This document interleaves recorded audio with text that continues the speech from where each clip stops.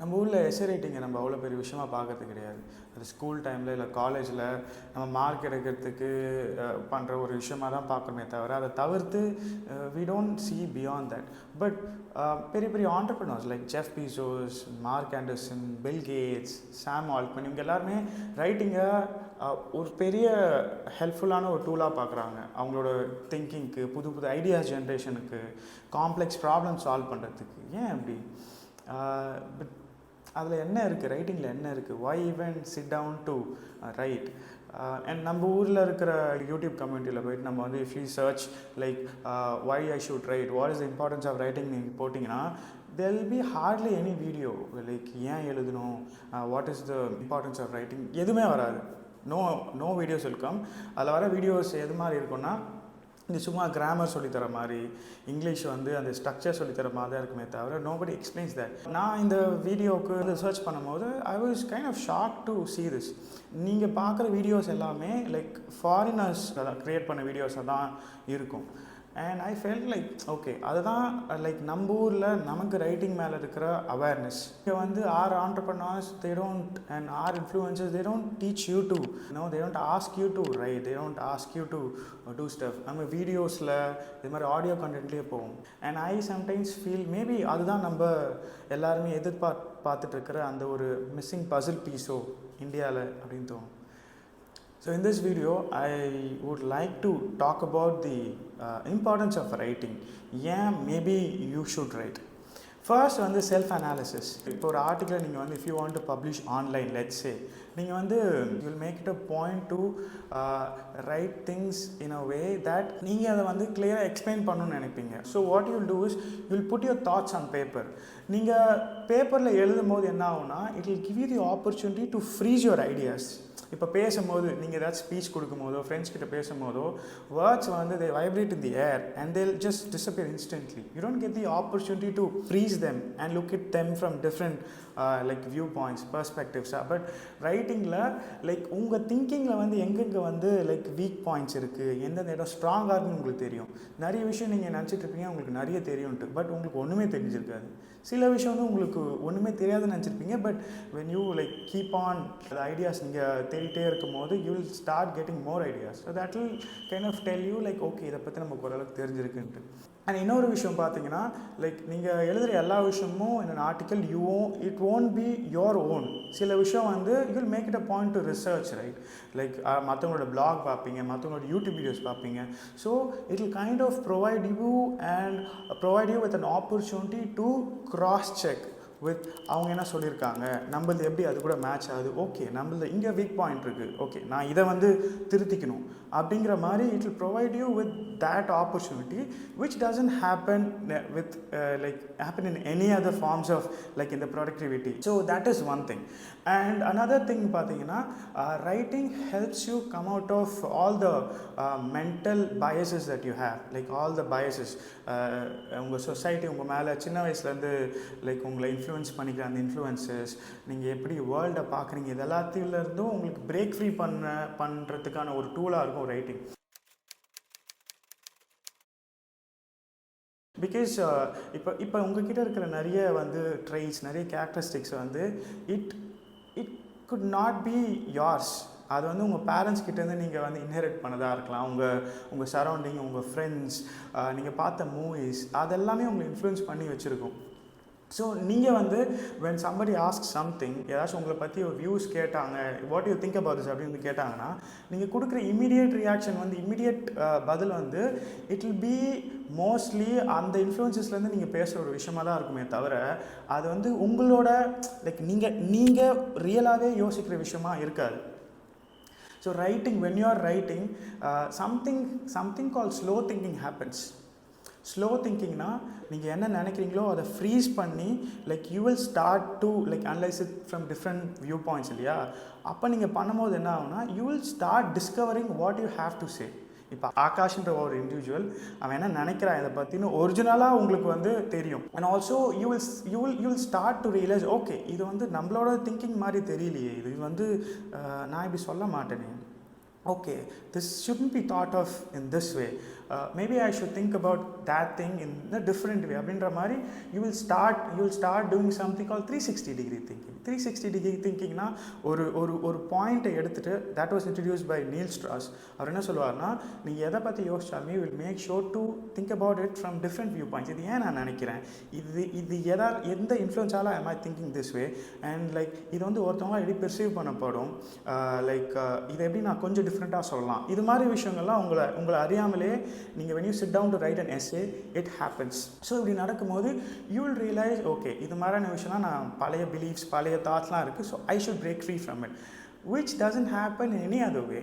ஏன்னா for example உங்கள் friend வந்து உங்ககிட்ட சொல்கிறாரு, ஏய் நீ அப்படி பண்ணுற தப்புடா, அது வந்து கொஞ்சம் நல்லா இல்லை, யூ ஷுட் சேஞ்ச் இட்னா ஈகோ வந்து நமக்கு வந்து ஸ்ட்ரக் ஆகும். லைக் ஓகே, என்ன இவன் நம்மளை சொல்கிறான், இவன் ஒழுங்கா என்ன நம்மளை சொல்கிறான், நம்ம என்ன அப்படின்ற மாதிரி வந்துடும். But when you realize it on your own, அந்த ஃப்ரிக்ஷன் வந்து கம்மியாகும், அந்த சேஞ்சுக்கான friction. You are more likely to change when you realize it yourself, and writing provides you with that opportunity. How great is that? And that's why you should freaking sit down to write. And also இன்னொரு விஷயம் பார்த்தீங்கன்னா, உங்கள் ஐடியாஸை வந்து ஸ்ட்ரக்சர்டாக ஆக்கும், உங்கள் ஐடியாஸை வந்து ஒரு fully formed ஐடியாஸாக மாற்றும்.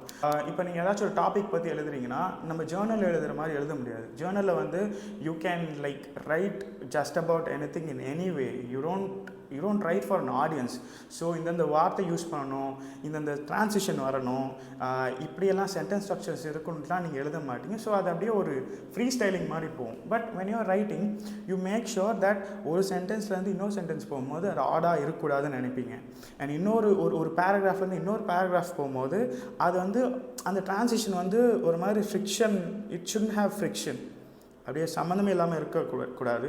So you will start connecting it in a logical way. அந்த சென்டென்ஸஸையும் லாஜிக்கலாக கனெக்ட் பண்ண ட்ரை பண்ணுவீங்க. அண்ட் ஆல்சோ அந்த பேராகிராஃப் டு பேராகிராஃப் லாஜிக்கலாக கனெக்ட் பண்ண ட்ரை பண்ணுவீங்க. So that will force you think about idea in a structured way, and that will in turn will like sharpen your idea of that topic. So it will kind of force you to think about stuff. ஒரு sentence எழுதும் போது like not necessarily it won't come கரெக்டாக, நீங்கள் சொல்லணும்னு நினைக்கிறத கரெக்டாக அந்த ஒரு சென்டென்ஸில் உங்களால் சொல்ல முடியாது. என்ன இது ஒரு மாதிரி குழப்பமாக இருக்குது அப்படின்னு சொல்லிட்டு you will think. So you will start writing it in a different way, different sentence. அந்த சென்டென்ஸை நீங்கள் மாற்றும் போது அந்த உங்களுக்கு ஐடியா உங்களுக்கே புரியலைன்னா சென்டென்ஸ் உங்களால் எழுத முடியாது ஒழுங்காக. So that will force you to think of that idea in a simple way. கொஞ்சம் பிரேக் டவுன் பண்ணி சிம்பிளாக எழுத ட்ரை பண்ணுவீங்க. That will force you to think better. That will force you to understand concepts, break down concepts and understand them easily. சொல்லுவாங்கள்ல, உங்களால் ஒரு 6th கிரேடருக்கு understand பண்ணுற மாதிரி சொல்ல முடியலனா உங்களுக்கு நிஜமாவே அதை ஒழுங்காக அண்டர்ஸ்டாண்ட் ஆகலைன்னு அர்த்தம் அப்படின்னு சொல்லிட்டு சொல்லுவாங்க. ஸோ ரைட்டிங்லேயும் அப்படி தான். ஒரு விஷயத்தை நீங்கள் ஈஸியாக சொல்ல முடியல ரைட்டிங்கில் அப்படின்னா, like that means you have not understood it correctly, clearly. So you will realize it when you are putting it on paper. So that happens. And also when you keep writing about different topics for a period of time, you will start to realize that you have become somewhat an expert in the topic you're talking about. For example, let's say ஒரு quantum physics பற்றி சும்மா எழுதுறீங்க, எப்படி வந்து அதை நம்ம மாற்றும் ஃப்யூச்சர்னு சொல்லிட்டு. Let's say you want to think, you want to C how you like நீ வந்து எப்படி டாட்ஸை கனெக்ட் பண்ணுற, நீ எப்படி அதை பற்றி யோசிக்கிற அப்படின்னு சொல்லிட்டு நீங்கள் எழுதணும்னு நினைக்கிறீங்கன்னு வச்சுக்கோங்களேன். லைக் நீங்கள் எழுதும் போது you will start like researching content online, அந்த யூடியூப் வீடியோஸ்லாம் பார்க்குறீங்க, ரிசர்ச் பேப்பர்லாம் பார்க்குறீங்கன்ற போது ஓவர் த டைம் நீங்கள் வந்து you will realise that like okay நமக்கும் ஓரளவுக்கு தெரியுது, ஓகே இது அப்படின்ற போது ஓரளவுக்கு எக்ஸ்பர்ட் ஆகிடுவீங்க அந்த டாப்பிக்கில். மேபி சம்வாட் அன் எக்ஸ்பர்ட் ஆகலாம். And if you keep writing about it for like கொஞ்சமாக லைக் ஒரு டாப்பிக்காக எழுதும் போது அது எல்லாத்துலேயுமே you will start becoming somewhat of an expert. who knows, நீங்கள் வந்து ஒரு புக்கு கூட படிக்கலாம் ஒரு பிளாக் டாபிக் எழுதுறதுக்கு.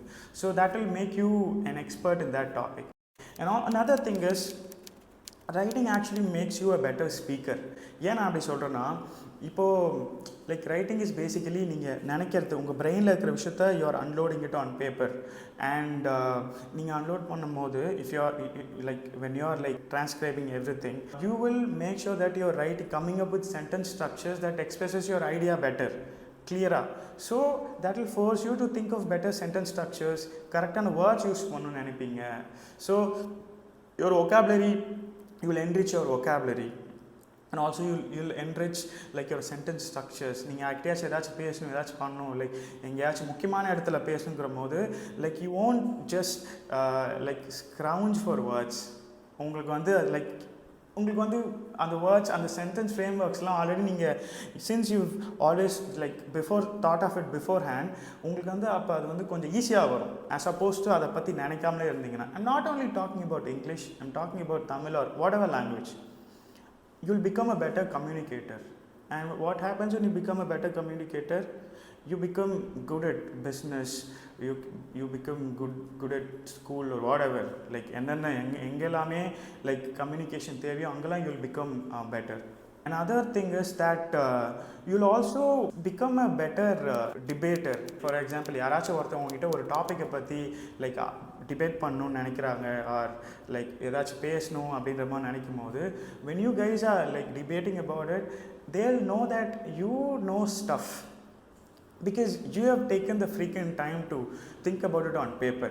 நீங்கள் வந்து அதை பற்றி யோசிக்க like you have like taken time and they'll be able to see it. அது ஒன்று. அதுக்கப்புறம் வந்து சொசைட்டல் சேஞ்ச். ஒரு சொசைட்டி ப்ராக்ரஸ் ஆகிறதுக்கு ரைட்டிங் ரொம்ப முக்கியம். How much the concepts, the philosophies are spreading, that's I feel that அவ்வளோ மோட்டிவேஷன் தான் அந்த பீப்புளுக்கும் இருக்கும். இந்த சப்ஸ்டாக்னு ஒரு ரீடிங் ஒரு நியூஸ் லெட்டர் பிளாட்ஃபார்ம் ஒன்று இருக்குது. அதில் பார்த்தீங்கன்னா writers earn like millions per month all through article subscription. அது ஒரு $10 $15 தான் இருக்கும்னு நினைக்கிறேன். ஸோ அந்த ரீடிங் கல்ச்சர் நிறைய இருக்கிறது அண்ட் ரைட்டிங் கல்ச்சர் நிறைய இருக்கிறதுனால people love to read. And like what happens when that is like disseminated, concepts are disseminated, philosophies are disseminated, like நிறைய பீப்புளுக்கு அந்த ஐடியாஸ் வந்து உள்ளுக்குள்ளே போய் பதியும். And what they'll do is they'll start teaching their children and their children will teach their children and அது அப்படியே பரவும். அப்படி பரவும்போது என்ன ஆகுனா, ஃபார் எக்ஸாம்பிள் இப்போது உங்கள் பசங்க யாராச்சும் உங்கள் தெரிஞ்ச friends anybody like they could become your like area collector, governor or like the next president also, who nose.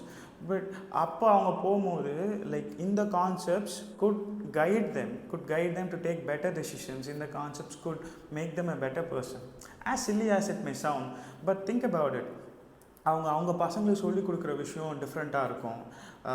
And also ஒரு இம்பார்ட்டண்டான டிசிஷன் எடுக்கும் போது தி articles that they read, the concepts that they read, that could come for rescue, that could come and maybe save them from like ending their life or ஏதாச்சும் ஒரு ப்ரெஷரான சுச்சுவேஷனில் கரெக்டான decision எடுக்க help பண்ணலாம்.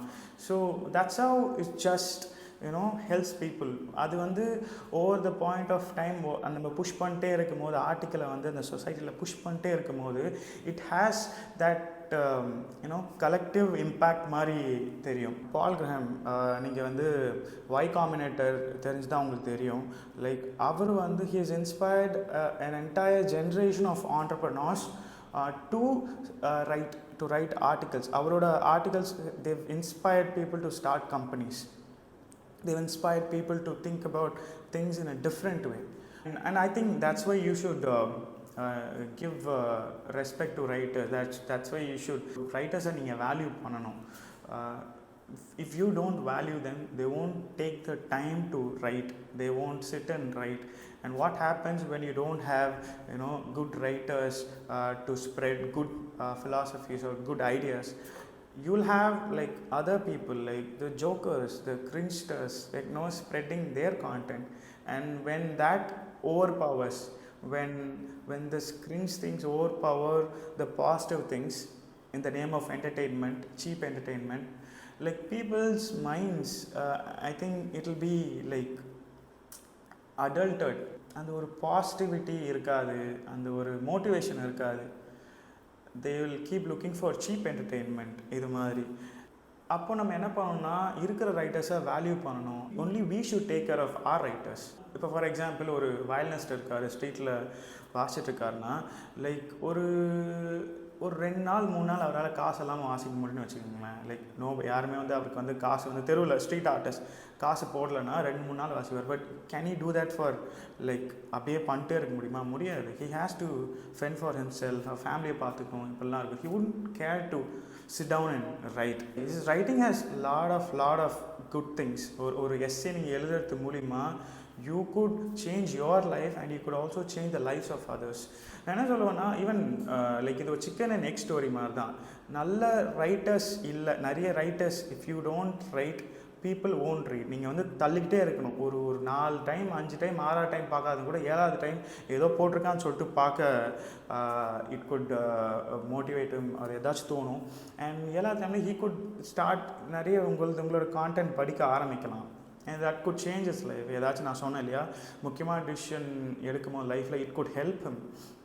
அண்ட் ஸோ அதுதான் சொல்ல வரேன். Writing வந்து நீங்கள் நிறைய ரைட்டர்ஸ் எழுத ஆரம்பிக்கணும். அப்போ தான் பீப்புள் வந்து படிக்க ஆரம்பிப்பாங்க. அண்ட் ஆல்சோ பீப்புளும் சரி, அவங்க வந்து if they don't have the intent, if they don't respect the writers, they won't have the motivation to write. So 2 பேருமே like something has to happen. We should do something about this.